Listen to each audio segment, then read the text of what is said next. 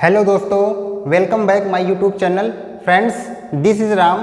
Guys, आज का मेरा टॉपिक है should be. Most important topic है। फ्रेंड्स, इससे शुरुआत करने से पहले सबसे पहले आप मेरे चैनल को सब्सक्राइब कर दीजिए और सब्सक्राइब के बगल जो घंटी का निशान है उसको जरूर दबाइए। इंग्लिश सीखने की एक भी वीडियो आपको मिस नहीं करनी है।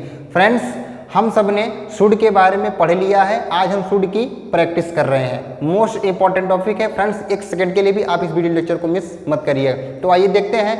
पहले तो आप ये जान लीजिए शुड का प्रयोग किस सेंस में होता है और शुड बी का प्रयोग किस सेंस में होता है। देखिए, शुड का प्रयोग चाहिए के सेंस में किया जाता है। जब भी किसी सेंटेंस में मेन वर्ब के बाद चाहिए दिखे तो वहाँ पे आप क्या यूज करेंगे? शुड। एग्जाम्पल क्या हो सकता है? जैसे मुझे वहाँ जाना चाहिए। जाना चाहिए, जाना क्या है? मेन वर्ब है, उसके बाद चाहिए आया है तो शुड का यूज करेंगे आप। मुझे वहाँ जाना चाहिए, आई शुड गो देयर। मुझे आपसे बात करनी चाहिए, बात करना मेन वर्ब, उसके बाद चाहिए। मुझे आपसे बात करनी चाहिए, I should talk to you. मुझे यह किताब पढ़ना चाहिए, I should read this book. मुझे आपके साथ खेलना चाहिए, I should play with you. क्या मुझे आपके साथ खेलना चाहिए? Should I play with you. क्या आपको मेरे साथ खेलना चाहिए? Should you play with me. तो इस तरह से हम शुड का प्रयोग करते हैं। देखिए फ्रेंड, शुड का मतलब हो गया चाहिए और शुड बी का प्रयोग दो सेंस में किया जाता है। एक तो कहीं पे जो मेरा सब्जेक्ट होता है, जो मेरा नाउन होता है, वो कहीं पर होना चाहिए, उस सेंस में होना चाहिए के सेंस में। और एक सेंस क्या है? किया जाना चाहिए, किसी के द्वारा कुछ किया जाना चाहिए, यानी कि वो सेंटेंस पैसिव वॉइस में रहेगा। अभी आप एग्जाम्पल के माध्यम से समझ जाएंगे। एग्जाम्पल क्या हो सकता है? आपको वहाँ होना चाहिए, यू शुड बी देयर। आपको इस वक्त घर पर होना चाहिए, you should be at home right now. तो इस तरह से हम शुड बी का यूज करते हैं, किया जाना चाहिए। अभी एग्जाम्पल के माध्यम से आप समझ जाएंगे। फ्रेंड्स, ध्यान से इस वीडियो लेक्चर को देखिएगा। और ये भी, अगर आपको कोई भी चीज़ अगर समझ में नहीं आएगी तो प्लीज़ कमेंट करके आप जरूर पूछिएगा।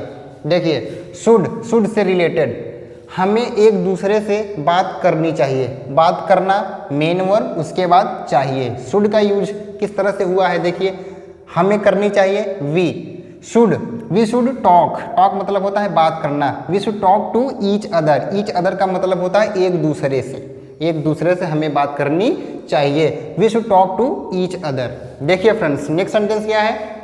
आपको उसके साथ खेलना चाहिए। किसको खेलना चाहिए? आपको। तो आप ही सब्जेक्ट हैं। You should play with him. With him यानी कि उसके साथ।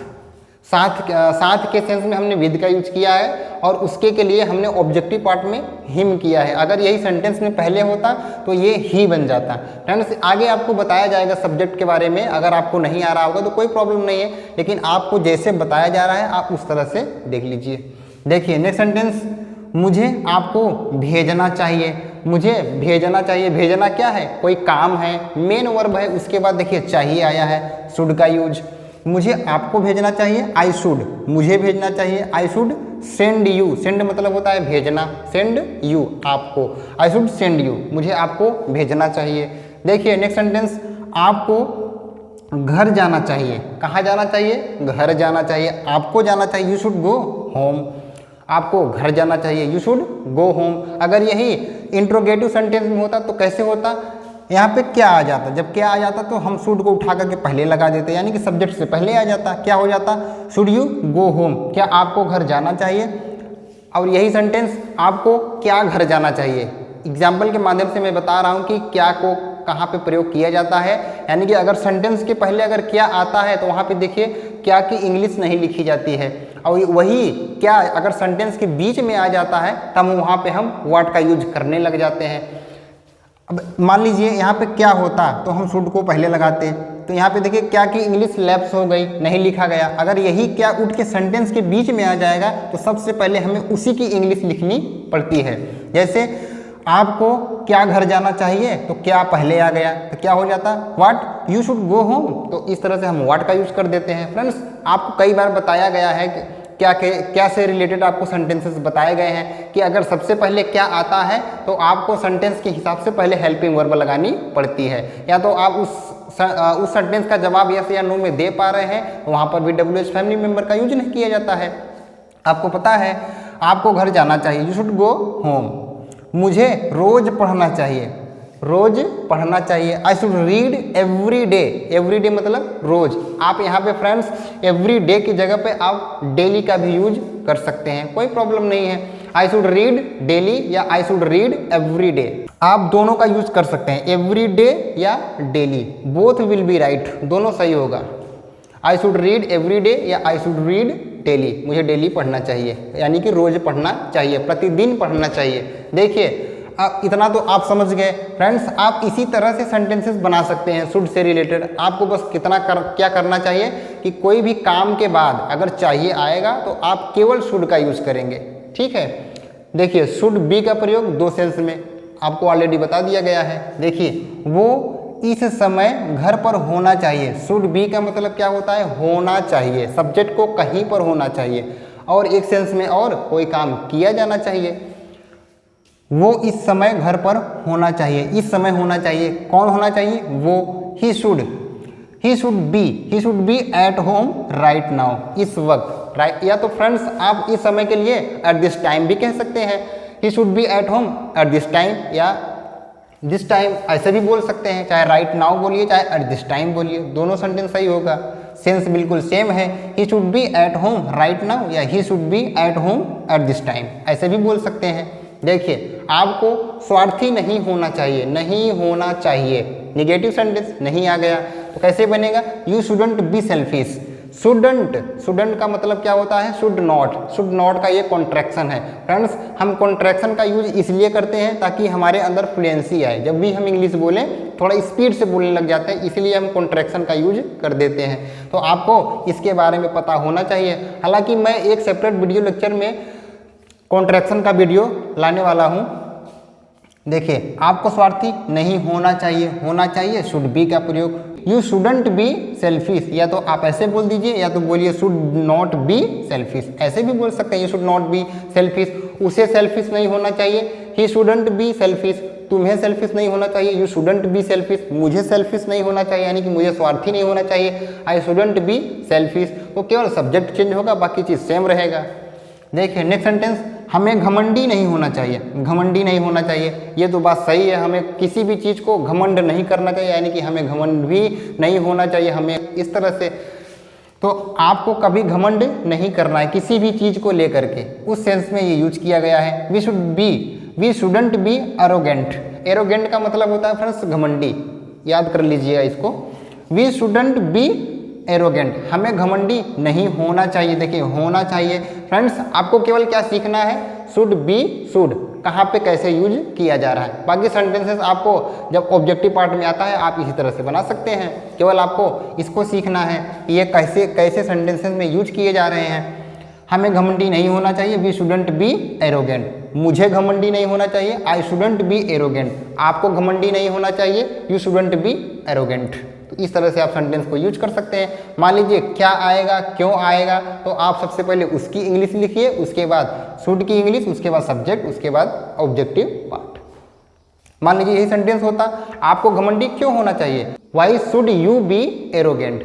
शुड सब्जेक्ट के बाद बी जाएगा, ये आपको ध्यान में रखना है, सब्जेक्ट के बाद बी जाएगा। आपको घमंडी क्यों होना चाहिए, why should you B arrogant, इस तरह से। देखिए नेक्स्ट सेंटेंस, मुझे आपके साथ यहाँ नहीं होना चाहिए, आई शुडंट बी हियर, यहाँ नहीं होना चाहिए, I shouldn't be here with you, आपके साथ, मुझे उसके साथ यहाँ नहीं होना चाहिए, I shouldn't be here with him, तो वहाँ पे यू की जगह पर आप हिम लगा दीजिए, बस बात खत्म।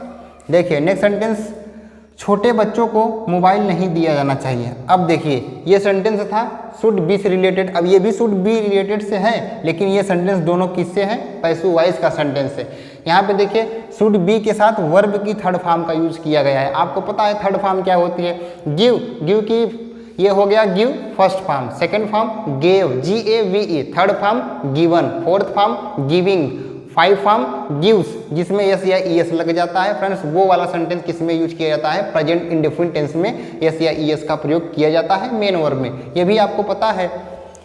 छोटे बच्चों को मोबाइल नहीं दिया जाना चाहिए, ये सेंटेंस पैसिव वॉइस का है, नहीं दिया जाना चाहिए यानी कि कोई काम किया नहीं जाना चाहिए। देखिए सेंस आ रहा है, शुड बी यूज करिए, उसके बाद वर्ब की थर्ड फॉर्म। छोटे बच्चों को मोबाइल नहीं दिया जाना चाहिए। स्मॉल किड्स, छोटे बच्चों यानी कि छोटे बच्चों को, small kids shouldn't be given mobiles, यानी कि शुडंट यानी कि नहीं दिया जाना चाहिए, गिवन दिया जाना चाहिए क्या, मोबाइल। ऑब्जेक्टिव पार्ट में मोबाइल आया है। छोटे बच्चों को मोबाइल नहीं दिया जाना चाहिए। Small kids shouldn't be given mobiles. देखिए नेक्स्ट सेंटेंस, उसे इस काम के लिए अच्छी सैलरी दी जानी चाहिए। देखिए ये भी सेंटेंस पैसिव वॉइस का है। कोई काम किया जाना चाहिए किसी के द्वारा, मान लीजिए बॉस के द्वारा, उसे एक अच्छी सैलरी दिया जाना चाहिए इस काम के लिए। सेंस आप समझ सकते हैं, उसे दिया जाना चाहिए क्या, उसे इस काम के लिए अच्छी सैलरी दी जानी चाहिए। किसे दी जानी चाहिए, उसे। ही should be given, he should be given good salary, एक अच्छी salary. He should be given a good salary. देखिए फ्रेंड्स, गिवन गुड सैलरी, यहाँ पे हमने अ का यूज नहीं किया है, कर सकते हैं। ए का भी करेंगे तो भी सही है, नहीं बोलेंगे तो भी सही है, दोनों का यूज कर सकते हैं। देखिए मैं कर दे रहा हूँ, अच्छा यहाँ पे uh, he should be given a good salary, एक अच्छी सैलरी दी जानी चाहिए। He should be given a good salary, उसे एक अच्छी सैलरी दी जानी चाहिए। फॉर दिस वर्क, यानी कि इस काम के लिए। फॉर का मतलब होता है के लिए, दिस वर्क मतलब इस काम के लिए, इस काम के लिए, फॉर दिस वर्क।